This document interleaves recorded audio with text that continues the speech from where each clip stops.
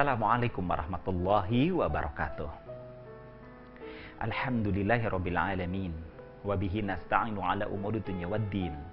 Sayyidina Muhammadin wa ala alihi wa ashabihi ajma'in. Amma ba'du. Saudaraku sahabat Zakat TV yang dirahmati Allah Subhanahu wa taala, apa kabar iman Anda hari ini?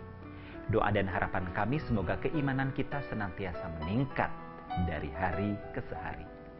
Dengan meningkatnya keimanan, tentu saja banyak hal yang bisa kita aktualisasikan, khususnya di jalur amal-amal soleh. Dan amal soleh yang paling terdekat dalam ring satu aktivitas kita, tentu saja adalah lingkungan keluarga, lingkungan rumah tangga kita, mulai dari pasangan sampai anak-anak kita. Orang mengatakan ini adalah keluarga inti.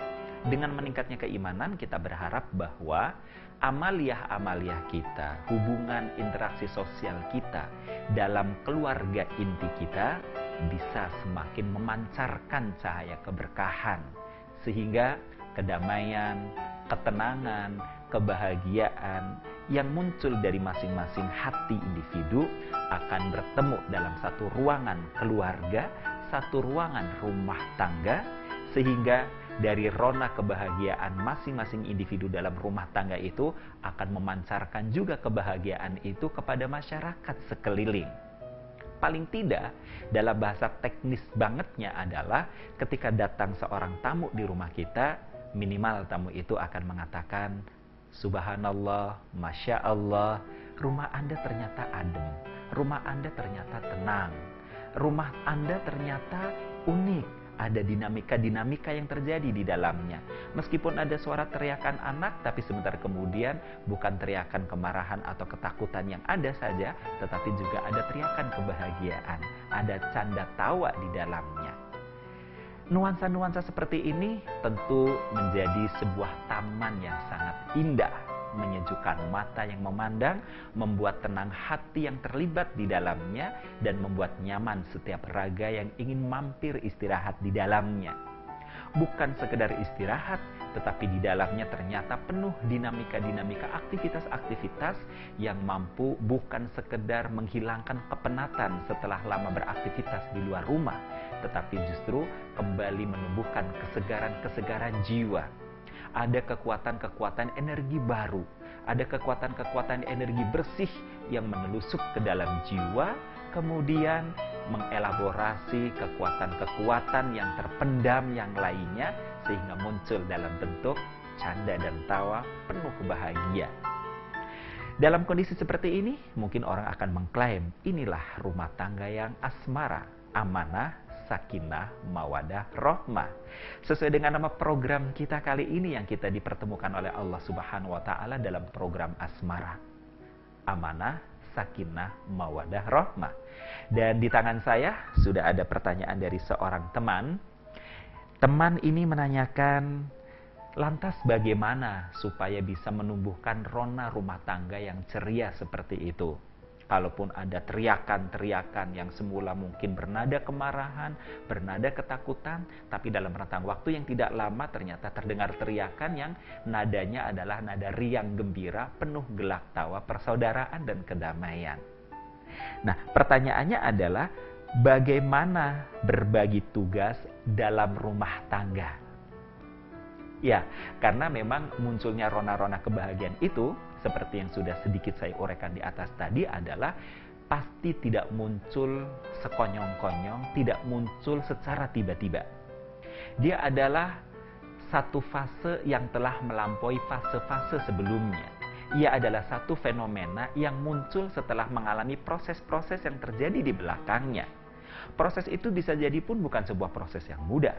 Proses itu adalah proses yang penuh sekali lagi dengan dinamika. Bisa jadi mengalami liku-liku, bisa jadi mengalami kesulitan-kesulitan, bahkan bisa jadi terkadang menguras emosi-emosi yang mestinya tidak diperlukan untuk muncul. Tapi itulah realitas kehidupan yang ada. Ada tangis, ada tawa, ada canda, ada ketersinggungan, ada ketenangan, ada juga kegelisahan, ada kemarahan, ada juga kemaafan. Rumah tangga yang seperti ini mampu meramu semua potensi-potensi, mampu meramu semua kondisi-kondisi, sehingga eksistensi biduk rumah tangga dengan segala penghuni atau awak penghuni yang ada di dalamnya senantiasa berjalan konstan atau stabil. Sementara dinamika yang ada justru semakin meningkatkan pemahaman-pemahaman, meningkatkan kemampuan-kemampuan, meningkatkan keterampilan-keterampilan. Jika di masa depan terjadi hal-hal yang serupa atau bisa jadi lebih besar dari kondisi yang mereka alaminya, maka tentu saja dalam kondisi rumah tangga yang baik seperti ini, proses yang telah mereka lalui tentu saja adanya pembagian tugas yang baik antara suami dan istri di dalam mereka mengawal tumbuh kembang anak-anaknya, di dalam mereka melakukan upaya-upaya pengasuhan, pendidikan, pengarahan kepada anak-anaknya. Nah, tentu saja pertanyaan lain mungkin yang muncul adalah tugas-tugas seperti apa yang bisa diemban oleh masing-masing pasangan suami dan istri. Wujud yang bagaimana yang bisa diaktualisasikan oleh sang suami dan ataupun oleh sang istri. Sementara bisa jadi aktivitas keduanya adalah aktivitas yang cukup padat. Aktivitas yang kebanyakan orang mengatakan mencari nafkah, untuk menafkahi sang anak, menjaga kekokohan pilar rumah tangga supaya tidak menjadi ambruk, tapi justru dengan itu kebanyakan para orang tua, para orang dewasa, para suami dan istri, waktu mereka, perhatian mereka kemudian justru dominan tersedot ke tempat pekerjaan. Berarti kembali lagi ada sedikit waktu yang akan tersisa untuk sang buah hati. Sementara mengawal tumbuh kembang sang buah hati supaya mereka muncul menjadi orang-orang yang lebih baik dari kita hari ini, tentu bukan perhatian yang sedikit. Perhatian yang betul-betul menguras kekuatan psikologi, kekuatan emosi, kekuatan pikiran, tak terkecuali adalah pengorbanan-pengorbanan. Ketika berbicara tentang pengorbanan psikologi, pengorbanan pikiran, memang tidak ada angka yang bisa digunakan untuk mengukur. Dan orang bisa jadi akan merasa nyaman-nyaman saja. Tapi ketika pengorbanan itu sudah mengarah pada pengorbanan materi, orang kemudian akan mulai menghitung. Otak kirinya akan mengkalkulasi. Ternyata banyak juga pengorbanan yang harus dikorbankan. Pengorbanan yang harus dihabiskan hanya untuk mendampingi tumbuh kembang anak. Maka kerjasama yang seperti apakah yang bisa kita lakukan? Akan kita lanjutkan selepas pesan-pesan yang berikut.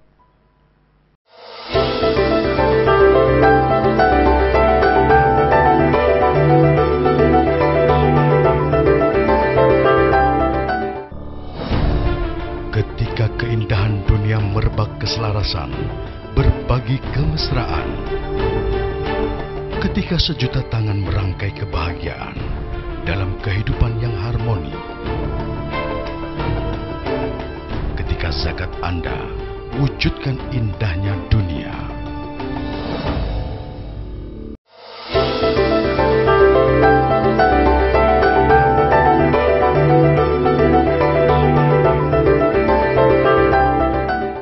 Terima kasih sahabat Zakat TV, Anda masih bersama dengan Asmara, Amanah, Sakinah, Mawadah, Rohmah. Bagi Anda yang mungkin baru tersambung dengan saluran kami, saya informasikan bahwa kali ini kita sedang berbincang menangkap sebuah pertanyaan dari seorang teman, sehingga perbincangan kita, tema kita kali ini adalah berbagi tugas dalam rumah tangga. Yang dimaksud adalah berbagi tugas mengasuh, mengawal tumbuh kembang, mengarahkan buah hati tercinta, sehingga mereka kelak muncul menjadi sosok yang kita harapkan jauh lebih baik dibanding kondisi kita hari ini. Menjadi orang-orang yang jauh lebih sukses, baik dalam sisi diniyah keagamaan maupun sisi-sisi keterampilan yang menjadi penopang kehidupan keimanan mereka. Sebelum saya sampaikan tentang poin-poin pembagian tugas yang seperti apa sajakah, saya ingin mengangkat terlebih dahulu kisah bagaimana kerjasama yang dilakukan oleh Rasulullah Sallallahu Alaihi Wasallam dengan beberapa orang sahabat. Dan dalam persoalan kerjasama ini, Allah Subhanahu wa Ta'ala sendiri sudah mengamanahkan kepada kita dalam salah satu firman-Nya yang berbunyi, wa'tasimu bihablillahi jami'an wa la tafarraqu. Dan berpegang teguhlah kalian dalam agama Allah semuanya. Bukan hanya pada elemen-elemen nilai-nilai keislamannya saja, tetapi juga pada aktualisasi dalam kontekstual personal-personal yang mengusung nilai-nilai ilahiyah ini. Wala tafarraqu, jangan tercerai-berai, jangan berpecah belah. Apalagi bangunan rumah tangga yang kita bangun dengan pasangan kita ada mitsaqon ghalidhah, ada ikatan yang sangat kuat, bukan sekedar ikatan dua insan saja, tetapi ada tangan Allah Subhanahu wa Ta'ala di dalamnya. Di mana gerbang itu dulu sudah kita lakukan, wujud adanya tangan Allah di dalamnya adalah saat seorang mempelai pria menggenggam erat tangan wali mempelai wanita dengan mengatakan, saya terima nikahnya, kawinnya, pola Nabi Polan dengan mas kawin tersebut di atas tunai. Disitulah ada tangan Allah Subhanahu wa Ta'ala. Pasca itulah atau ba'da itulah ketika anak-anak sudah mulai lahir, penguatan ruh kejamaahan, ruh kebersamaan harus semakin dikuatkan. Aktualisasinya berbagi tugas yang baik. Bagaimana berbagi tugas yang baik? Kita lihat tentang safar yang dilakukan oleh Rasulullah SAW dengan 3 seorang sahabat. Syahdan dikisahkan suatu hari Rasulullah SAW dengan 3 orang sahabatnya melakukan sebuah perjalanan, sebuah safar yang cukup jauh. Begitu tiba di suatu tempat, karena sudah kelelahan, bahan makanan juga sudah habis, kemudian mereka beristirahat. Begitu mereka sedang duduk bersandar dengan kedua tangannya ke belakang, tiba-tiba Rasulullah SAW berseru, siapakah di antara kalian yang sekarang ini sudah merasa lapar? Wah, 3 orang sahabat langsung angkat tangan, saya. Rasul tersenyum. Sama dong kalau begitu, saya juga lapar. Siapakah di antara kalian yang ingin menikmati hidangan makanan saat ini? Tentu saja 3 orang sahabatnya tanpa perlu dikomando langsung serentak berbarengan. Mereka seakan-akan dikomando mengatakan saya. Disinilah kemudian Rasulullah SAW menemukan celah untuk membagi tugas dalam amal jama'i, membagi tugas untuk menjaga eksistensi kebersamaan dalam sebuah perjalanan. Rasulullah kemudian memberikan tawaran, kalau begitu mari kita cari makanan itu bersama-sama. Ternyata dengan kalimat mari kita mencari bersama-sama, para sahabat yang memang sudah memiliki kelembutan jiwa itu satu persatu mengangkat tangannya meminta amanah supaya diberikan kepadanya. Orang pertama angkat tangan, ya Rasulullah, kalau begitu izinkan saya untuk berburu binatang yang akan kita makan bersama. Katakanlah saya cari kelinci misalnya. Oleh karena itu izinkan saya yang mencari kelincinya. Orang kedua kemudian angkat tangan, Rasulullah, izinkan saya yang mencari kayu bakarnya. Orang ketiga kemudian mengatakan, ya Rasulullah, izinkan saya yang menyembelih dan mengulitinya. Izinkan saya, biarkan saya yang mencincang-cincang dagingnya. Selesai 3 orang menyampaikan semangat keamanahannya itu, Rasulullah SAW pun kemudian menukas, kalau begitu izinkan pula saya untuk memasaknya. Luar biasa. Jadi ketika mereka satu sama lain sudah mengambil job-jobnya, mengambil tugas-tugasnya, menjalankan peran-perannya, Rasulullah SAW sebagai imam perjalanan ternyata tidak kemudian, maaf dalam bahasa kasarnya, nongkrong-nongkrong, ongkang-ongkang kaki, bersantai-santai, kemudian minta dilayani. Ternyata tidak. Meskipun beliau adalah seorang pemimpin, punya kekuasaan untuk menggerakkan orang-orang yang dipimpinnya, bahkan untuk memenuhi kebutuhan hajat pribadinya, Rasulullah Sallallahu Alaihi Wasallam masih mau turun ke bawah berjibaku dengan para sahabat, membuktikan bahwa mereka adalah satu tim yang kokoh, satu tim yang baik. Nah, bagaimana dalam kehidupan rumah tangga seorang mukmin? Suami dan istri yang bisa jadi kedua-duanya sangat sibuk. Entah si istrinya sibuk mengurus urusan rumah tangga, sementara sang suami sibuk mengurus urusan di luar, ataupun bisa jadi dalam kondisi-kondisi tertentu di rumah pun mereka sama-sama sibuk. Sesibuk apapun, itu tidak menjadi alasan untuk tidak memperhatikan buah hati tercinta, putra-putri tercinta. Tetap harus ada pembagian job, pembagian tugas yang jelas. Pembagian tugas yang jelas, jika anak sudah mulai berbilang dengan dua jenis kelamin, ada putra, ada putri, juga bukan kemudian berarti seorang ayah ngeblok hanya memegang yang putranya saja, sementara yang istri ngeblok hanya mau memegang yang putrinya saja.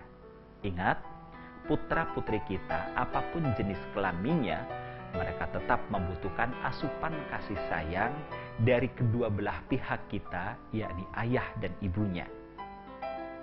Apa saja yang bisa kita lakukan dalam kondisi di mana putra-putri kita membutuhkan itu semua? Lantas, apakah ini juga menjadi sesuatu yang memang baku dan harus kita lakukan?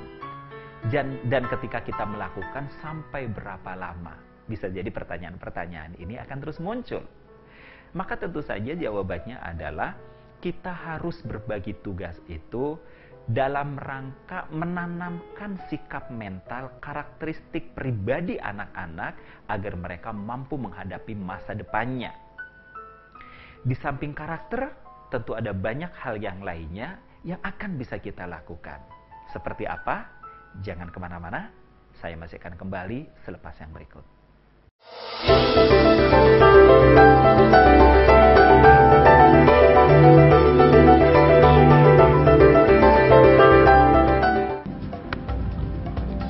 Semangat kemenangan harus berasal dari sportivitas yang datang dari hati. Saya Bambang Pamungkas, saya zakat di Dompet Duafa. Keluarga adalah sumber inspirasi saya. Kehangatannya datang dari hati. Saya Inneke Kusharawati, saya zakat di Dompet Duafa. Berbagi memudahkan rezeki, karena datang dari hati. Saya Ipo Santosa, zakat di Dompet Duafa. Dompet Duafa.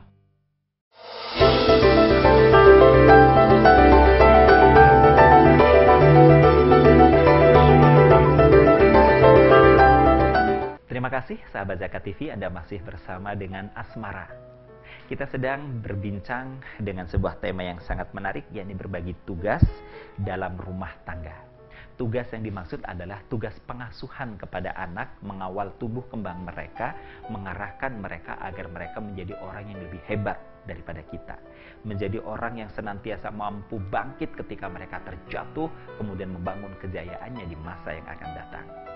Tugas-tugas yang bisa kita lakukan diantaranya adalah yang pertama, mengurus kebutuhan anak. Ketika berbicara tentang mengurus kebutuhan anak, bisa jadi ibu mengambil peran asupan-asupan seperti misalnya ibu yang memasakkan makanan untuk anak, ibu yang menyajikan makanan untuk anak. Sementara ayah bisa mengambil peran untuk menyuapkan makanan ke anak. Ibu mencuci, menjemur, dan menyetrikakan pakaian untuk anak. Ayah bisa berperan memakaikan pakaian kepada anak-anaknya. Ibu bisa mengajarkan kepada anak tentang makna sikap-sikap yang bisa membuat mereka menjadi orang-orang yang sabar. Menjadi orang-orang yang bisa menghadapi kesulitan dengan ketenangan. Sementara ayah bisa menanamkan kepada anak untuk hal-hal yang praktis dan teknis. Ketika ibu mengambil peran sebagai ibu rumah tangga, ayah bisa mengambil peran sebagai kepala keluarga yang mencari nafkah untuk memenuhi kebutuhan rumah tangga. Dan kondisi seperti ini harus dibicarakan dengan sebaik-baiknya. Pada sebagian rumah tangga, barangkali kemudian akan muncul pertanyaan baru. berbicara tentang membagi tugas memenuhi kebutuhan anak. Pertanyaannya adalah, bagaimana jika ternyata sang suami bukanlah termasuk orang yang mampu memenuhi kebutuhan makan keluarga sampai pada tingkat yang sempurna, melainkan sang suami adalah seseorang yang pendapatannya ketika diperoleh hanya bertahan 10 hari saja, sementara 20 hari berikutnya mereka kebingungan. Apakah sang istri boleh juga membantu sang suami memenuhi kebutuhan keluarga? Pertanyaan-pertanyaan seperti ini sesungguhnya adalah kita sendiri yang harus bisa menyelesaikannya, mengkomunikasikannya dengan pasangan kita. Ketika kita akan mengatakan ya boleh, tentu saja kita akan berbicara konsekuensi dari kata bolehnya, nanti bakal seperti apa tindakan yang harus kita tempuh bersama. Ketika kita mengatakan tidak boleh, maka tentu saja juga ada konsekuensi-konsekuensi yang harus dibicarakan jauh-jauh hari sebelumnya. Jangan sampai kemudian ketika kita berbagi tugas untuk memenuhi kebutuhan anak, ternyata di tengah perjalanan, di masa pertumbuhan anak, yang terjadi kita kemudian saling bertengkar, saling menyalahkan satu dengan yang lainnya. Tentu hal seperti ini akan melumerkan kembali, akan merontokkan kembali bangunan-bangunan mentalitas yang sudah kita bangun untuk putra-putri kita.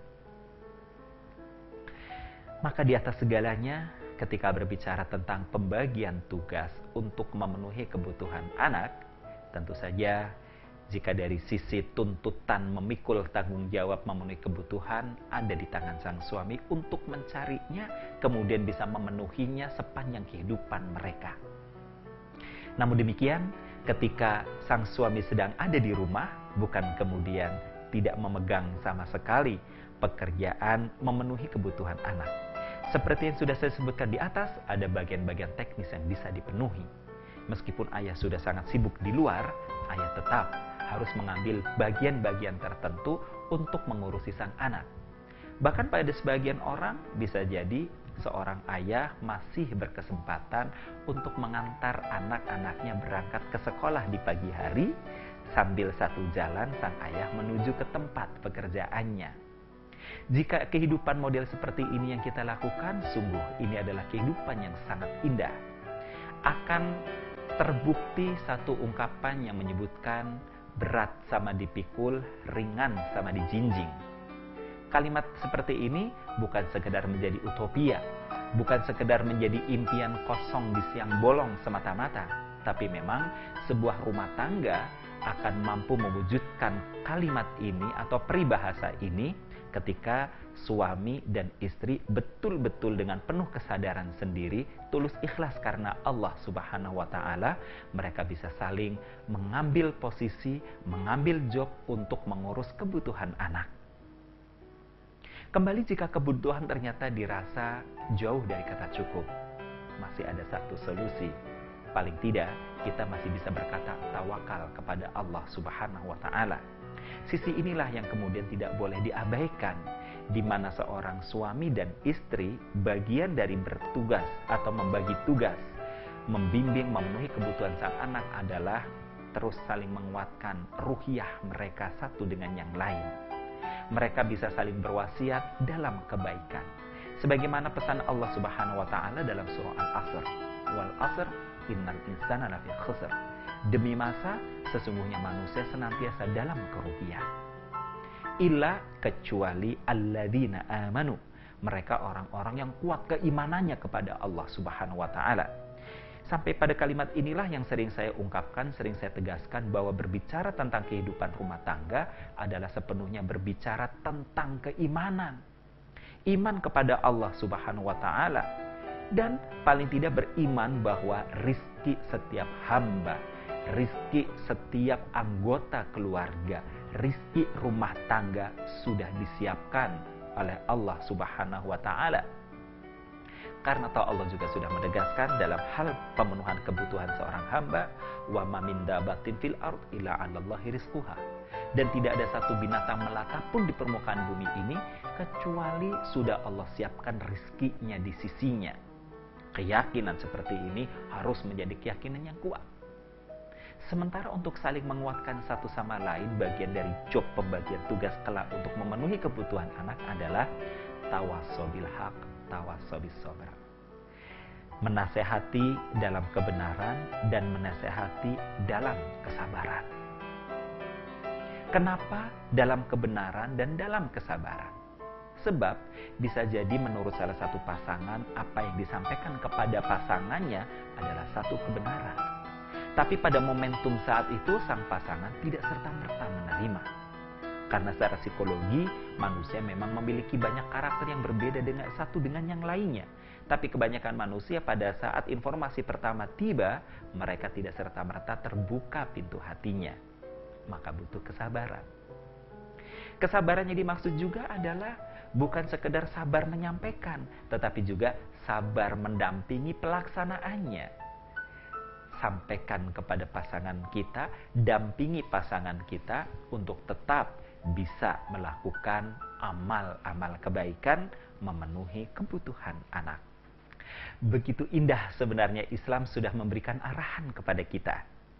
Sehingga dengan kita senantiasa bekerja sama, mudah-mudahan kita dalam memenuhi kebutuhan anak bisa saling menguatkan satu dengan yang lainnya. Semoga bermanfaat untuk kita semua. Wassalamualaikum warahmatullahi wabarakatuh.